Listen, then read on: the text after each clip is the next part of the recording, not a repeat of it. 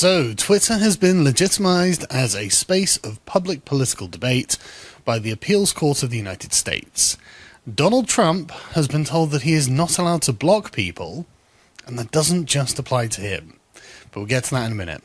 As the New York Times reports, Trump can't block critics from his Twitter account, Appeals Court rules. President Trump has been violating the Constitution by blocking people from his Twitter account because they criticized or mocked him, a federal appeals court has ruled on Thursday.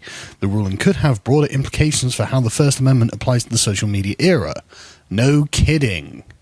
If Donald Trump can't block people from following him on Twitter, and replying to him obviously, how do you justify banning anyone from Facebook or Twitter or any of these other platforms? You are saying that everyone has a right to use these platforms, which incidentally is what Jack Dorsey, the Twitter CEO, believes, and you are violating their rights by banning them. That's what this means. So I find this very interesting, and I'm very, very curious to see where this goes from here. Do I have to sue Twitter in order to get my account back? Because it looks like that might actually work. Because Mr. Trump uses Twitter to conduct government business, he can exclude some Americans from reading his posts and engaging in conversations in the replies to them. Because he does not like their views, a three-judge panel on the United States Court of Appeals for the Second Circuit ruled unanimously. Writing for the panel, Judge Barrington D. Parker noted that the conduct of the government and its officials are subject today to a wide, open, robust debate that generates a level of passion and intensity the likes of which have rarely been seen. The First Amendment prohibits an official who uses social media account for government purposes from excluding people from an otherwise open online dialogue because they say things the official disagrees with, he wrote. This debate, as uncomfortable and as unpleasant as it frequently may be, is nonetheless a good thing. In resolving this appeal, we remind the litigants and the public that if the First Amendment means anything, it means that the best response to disfavored speech on matters of public concern is more speech, not less. I think that's fantastic. I completely agree. The best antidote to bad speech is more speech. Good speech, in fact, to address what's been said. That, to me, that's perfect. The ruling will ensure that people aren't excluded from these forums simply because of their viewpoints and that public officials don't transform these digital spaces into echo chambers. It will help ensure the integrity and vitality of digital spaces that are increasingly important to our democracy. Oh dear. Thinks the Twitter executive. That sounds like we're in it for a bad way. That sounds like this is going to have wide-reaching consequences. It sounds like all of those people who have a legitimate grievance against us are going to come back in force. And I imagine that Trump is having this social media summit, to which Tim Pool is going, as a way of dealing with this new reality. And what I love about this is it's all over unbelievably petty stuff. For example, some Miss Buckwalter said, "To be fair, you didn't win the White House. Russia won it for you, and she was blocked."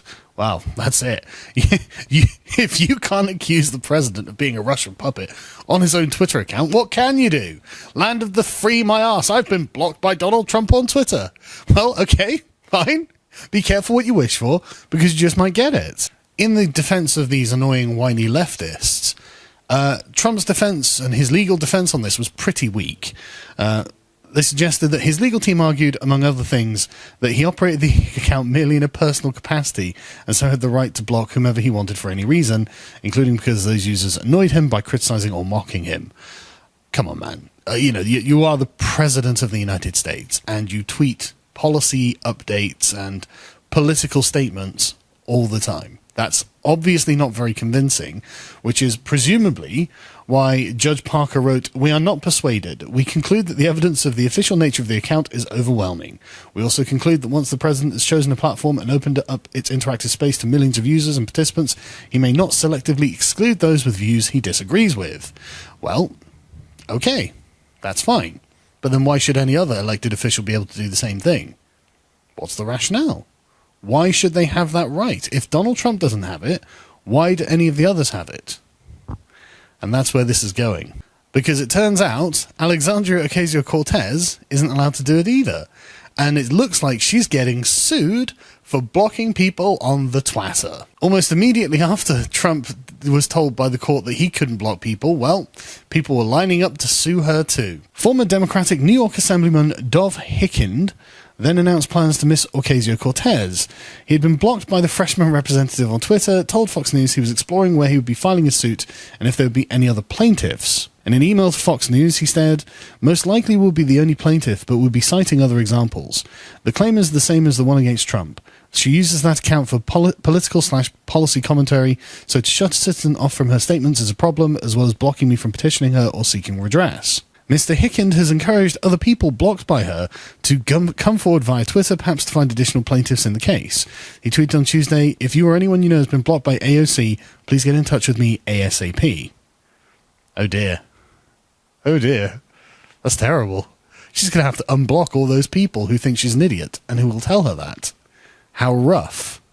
I can't believe that the pendulum swung back this quickly. The reflected radiance of the God Emperor lands on those around him, and it burns. And what's also great is that that chap isn't the only one. Joey Salads is also suing Alexandria Ocasio-Cortez for blocking him on Twitter.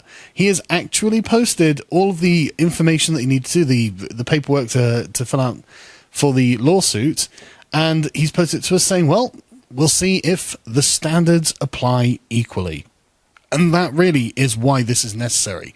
That's why there's a very, very good thing that conservatives suddenly leap on whatever a Democrat asshole has, a politician has blocked them because they didn't like what they had to say. That's why this needs to be done, to make sure that the standards are equal. Because at the moment, it really does look like this is just a way of making sure that Donald Trump isn't really able to read his Twitter notifications, because it's just going to be thousands and thousands of angry verified check marks who want to tell him how evil he is.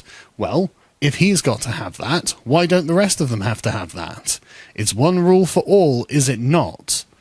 And that's precisely where we are now. So I'm very excited about the way this is going. Should be interesting to see what happens, especially with the social media summit that's coming up. I won't be present, obviously, because I'm traveling that day, traveling home, finally, thank God. But I'm very confident that folks like Tim Pool will be able to make the case for the alternative media in a fair and justified way, and that he will do a very fine job. So thankfully, I actually do believe this is in good hands, and hopefully some very interesting things come out of it. I guess we'll see, won't we?